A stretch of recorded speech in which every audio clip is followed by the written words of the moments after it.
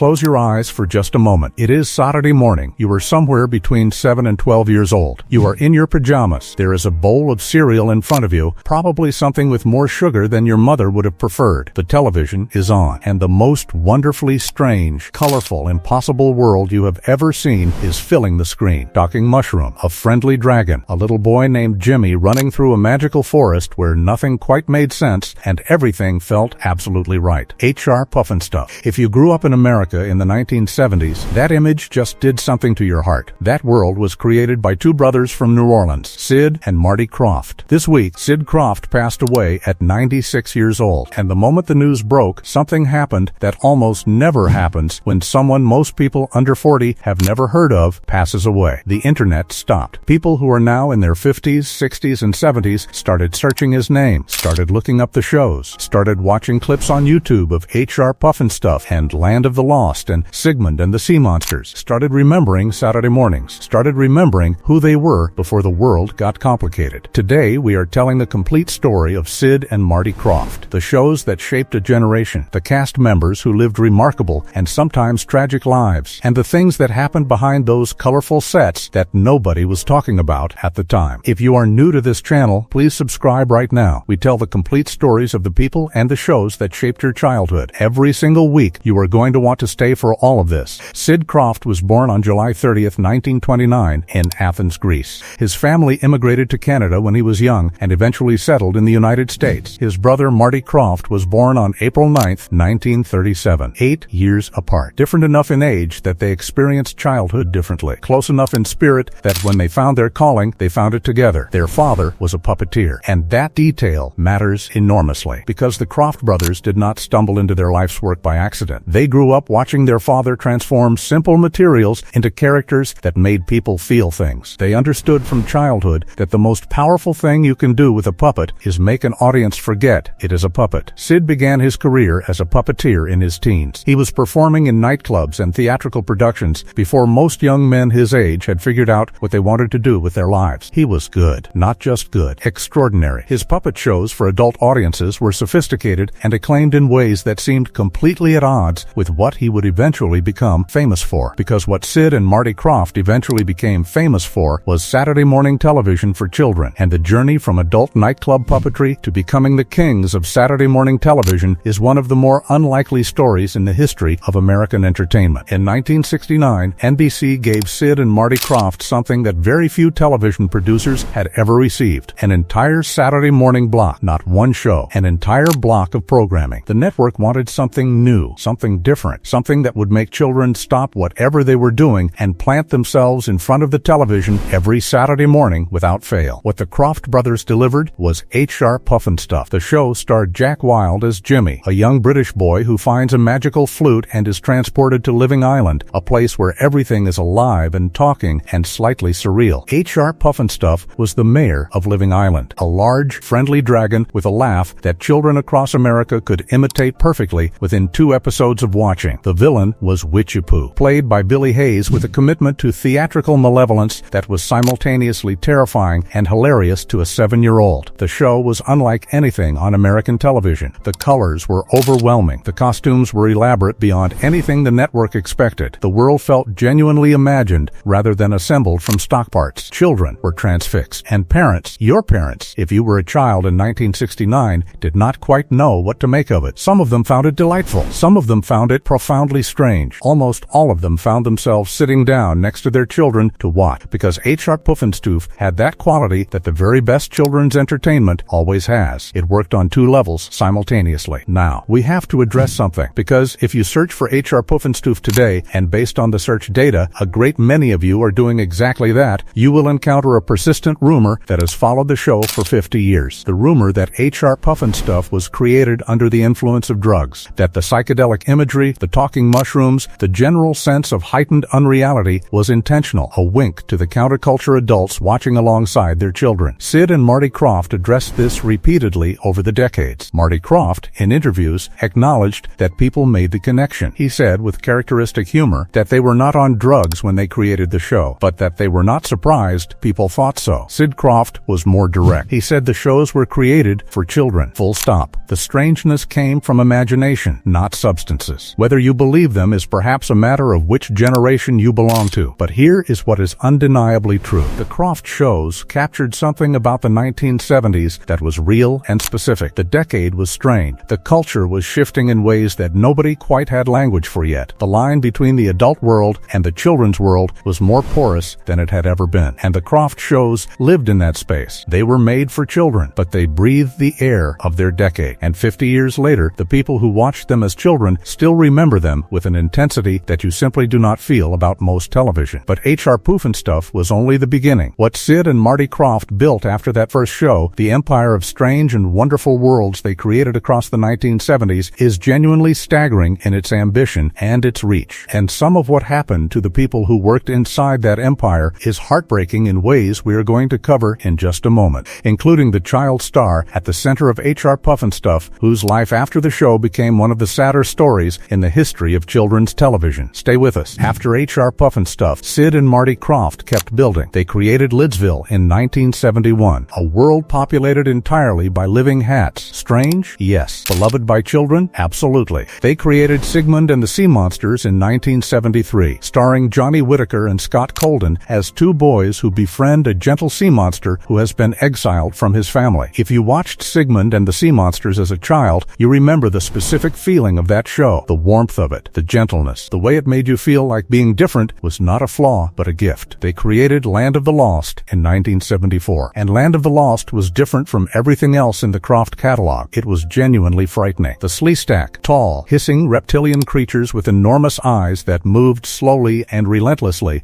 were the stuff of childhood nightmares for an entire generation. Ask anyone who watched Saturday morning television in 1974 and 1975 what scared them most, and a significant percentage of them will say the Sleestak without hesitation. The show starred Spencer Milligan as Rick Marshall, a park ranger who falls through a time portal with his son and daughter into a prehistoric world with no obvious way home. It ran for 3 seasons. It was more ambitious, more frightening, and more philosophically interesting than anyone expected a Saturday morning children's show to be. In 1976, Sid and Marty Krofft created what might be their most ambitious project, the Krofft Super Show, an entire Saturday morning block built around a fictional television studio where the Krofft brothers themselves appeared as characters, multiple shows within the show, a Russian nesting doll of Saturday morning programming. It was extraordinary in its conception, slightly chaotic in its execution, and absolutely beloved by every child who watched it. We are going to pause right here, because what comes next, what happened to Jack Wilde, the young British star at the center of H.R. Pufnstuf, and what the Krofft brothers experienced after the height of their success, that is the part of this story that most people never heard. Before we continue, if this is taking you back to Saturday morning memories you thought you had forgotten, please subscribe to this channel right now. We tell complete stories, the ones behind the shows you grew up with, every single week. Subscribe and let us continue. Jack Wilde was born on September 30th, 1952 in Royton, Lancashire, England. He was 16 years old when he was cast in H.R. Pufnstuf. But even before Pufnstuf, Jack Wilde was already famous. In 1968, he had been nominated for the Academy Award for Best Supporting Actor for his role as the Artful Dodger in the musical film Oliver. He was 15 years old when he received that nomination. 15 years old, Academy Award nominee. He arrived on the set of H.R. Pufnstuf as a genuine star, British, charming, possessed of a natural ease in front of the camera that most adult actors spent decades trying to develop. American children adored him immediately. He was the emotional center of the show, the human anchor in a world of elaborate costumes and talking sets. Without Jack Wilde, H.R. Pufnstuf would have been a collection of remarkable visual effects. With him, it was a story about a boy trying to find his way home. Your children's version.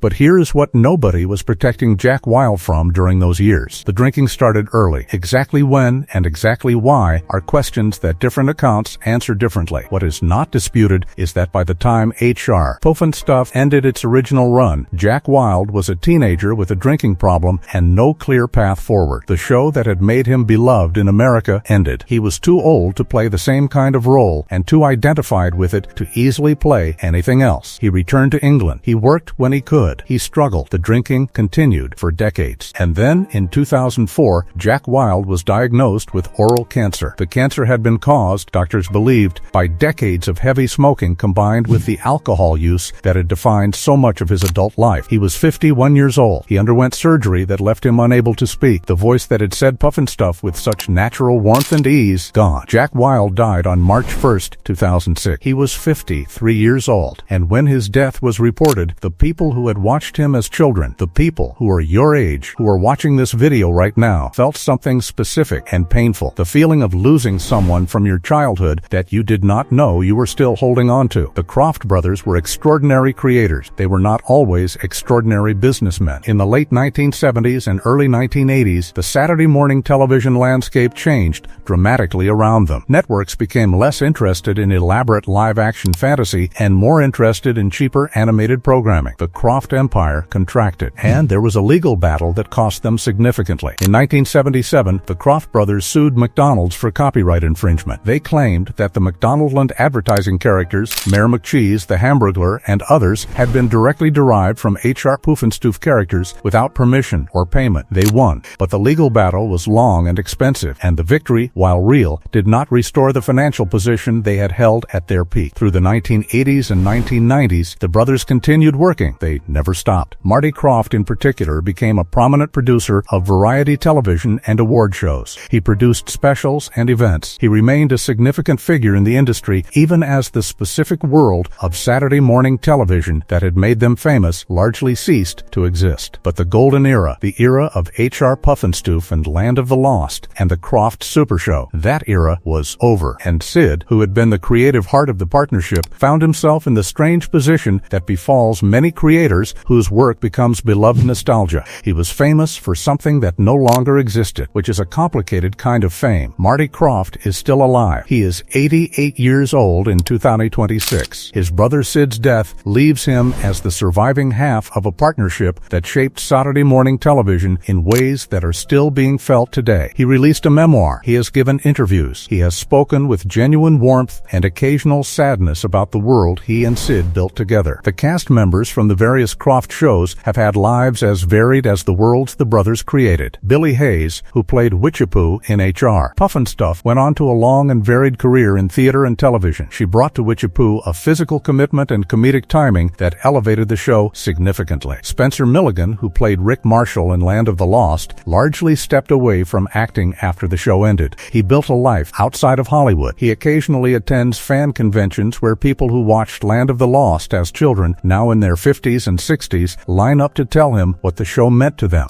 Johnny Whitaker, who starred in Sigmund and the Sea Monsters, had a difficult period in his 20s involving drug addiction that he has spoken about openly. He recovered. He became an advocate for addiction recovery. He has lived a full life that includes the Krofft years as an important chapter among many. The Sleestak, the creatures who terrified a generation of children, were operated by a rotating cast of performers. Several of them have attended Land of the Lost conventions and expressed genuine surprise at how deeply the show marked the people who watched it. Sid Krofft spent his final years in Los Angeles. He was 96 years old. He had outlived his era, outlived many of the people he created with, outlived the television landscape that made him famous, and he was proud. In his final interviews, he spoke about H.R. Pufnstuf with a particular pride of someone who created something that mattered to people, really mattered, in the way that childhood memories always matter most. He said that when people came up to him, people in their 50s and 60s and 70s, and told him that his shows had been part of their Saturday mornings, part of their childhood, part of who they were before the world got complicated, that was the thing that meant the most to him. Not the awards, not the lawsuits won, not the industry recognition, the Saturday mornings. Yours. Here is what Sid Krofft understood that a lot of people in the entertainment industry never figure out. Children remember everything, not the way adults remember things, not with the context and perspective that comes from living long enough to understand why things mattered. Children remember with their whole bodies. The feeling of Saturday morning, the cereal, the pajamas, the specific quality of light in a house before anyone else was awake, and the television, and H.R. Pufnstuf, and the Sleestak, and Jimmy with his magic flute trying to get home. Sid Krofft gave you those memories. He and his brother built those worlds from imagination and puppetry and the specific kind of ambition that only people who genuinely love what they do ever manage to sustain. At 96 years old, Sid Krofft left a world full of people who grew up inside his imagination. That is not a small life. That is an extraordinary one. Tell us in the comments which Krofft show was yours. Were you an H.R. Pufnstuf child? Did the Sleestak keep you awake at night? Did you feel for Sigmund the sea monster in a way that surprised even you? Tell us your Saturday morning memory. Tell us what you were wearing and what you were eating and exactly how it felt to sit in front of that television before the rest of the world woke up, because those memories belong to you. you, and this is the place where they can be shared. If you have not subscribed yet, please do that right now. We tell the complete stories, the real ones, the human ones, of the people and the shows that shaped who you are. Sid Krofft is gone, but he built something that lives inside everyone who watched Saturday morning television in the 1970s, and that does not go away. We will see you in the next one.